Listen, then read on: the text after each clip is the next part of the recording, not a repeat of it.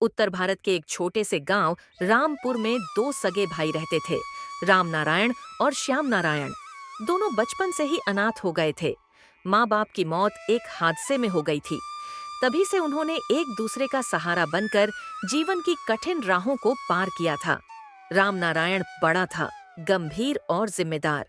श्याम नारायण छोटा था, चंचल और भावुक, लेकिन दिल का बहुत अच्छा। दोनों भाई इतने एकजुट थे कि गांव में मिसाल बन गए थे। और राम नारायण दिन भर खेतों में काम करता और श्याम नारायण बाजार में सब्जी और फसल बेचता था। जो कुछ कमाते मिल बांट कर खर्च करते। अपनी मेहनत की कमाई से एक नया घर बनाया और हर कदम पर एक दूसरे का साथ देते थे। राम अक्सर कहता, श्यामू, जो भी हो, हमें हमेशा साथ रहना है। माँ बाप तो चले गए, अब एक दूसरे का वचन है हम। श्यामू मुस्कुराकर कहता, मरते दम तक साथ भैया। और कुछ समय बाद समय बदला। श्याम नारायण की शादी हुई। पत्नी शहर से थी, पढ़ी लिखी, आधुनिक और महत्वाकांक्षी। गांव का साधारण जीवन उसे अखरता था। शुरू शुरू में सब ठीक चला, लेकिन जैसे जैसे दिन बीते, बहू ने श्याम से कहना शुरू किया, तुम्हारा भाई तो तुम्हारे हिस्से का भी इस्तेमाल करता है। घर, खेत, मुनाफा सब एक ही पास क्यों? तुम्हारा भी तो हक बनता है कि तुम अपने तरीके जियो। श्याम पहले तो हंसकर टाल देता, पर धीरे धीरे उसके मन में भी सवाल उठने लगे। क्या वाकई राम सिर्फ बड़े होने के नाते सब पर अधिकार जमाता है? मेरा भी तो घर, जमीन और खेत में हिस्सा है। ये सब मन ही मन में सोचता है। कुछ समय बीतने के बाद एक दिन श्याम की पत्नी ने श्याम से कहा कि या तो संपत्ति बांटो या मैं मायके चली जाऊंगी। अब फैसला तुम्हें करना है, सोच लो।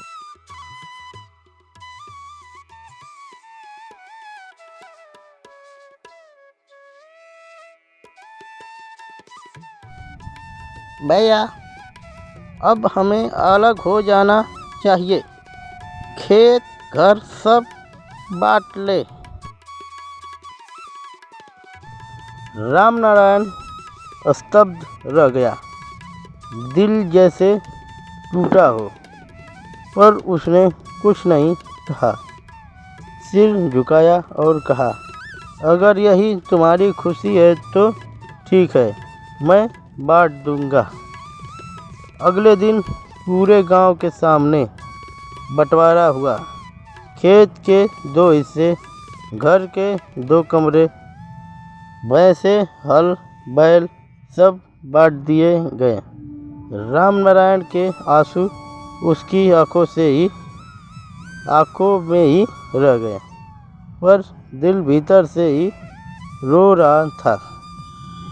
श्याम को कुछ अजीब सा लग रहा था, पर उसने सोचा, अब मैं स्वतंत्र हूँ। 1 साल ठीक चला। दोनों भाई अपने अपने हिस्से में खेती करने लगे, लेकिन वह साल बारिश कम हुई। राम नारायण ने किसी तरह सूझबूझ से फसल बचा ली, पर श्याम नारायण की फसल पूरी तरह बर्बाद हो गई। पत्नी नाराज हो गई। क्या मिला अलग होकर? पहले तो भैया की सूझबूझ से तुम्हें भी फायदा होता था। श्याम शर्म से चुप रहा। उधर राम को पता चला कि श्याम संकट में है। उसने तुरंत मदद की, पर सामने नहीं आया। रात के अंधेरे में गुपचुप ढंग से श्याम के घर में कुछ गेहूं की बोरियां रख आया।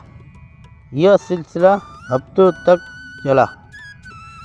श्याम हर सुबह देखता कि घर में अनाज बढ़ता जा रहा है। चौका, पर कुछ समझ नहीं आया। एक रात वह जागता रहा था। जब पास आया तो श्याम ने देखा कि उसका भाई ही है जो अनाज उसके घर में रख कर जाता है। श्याम की आंखों से आंसू झरने लगे। वह राम से माफ़ी मांगने लगा।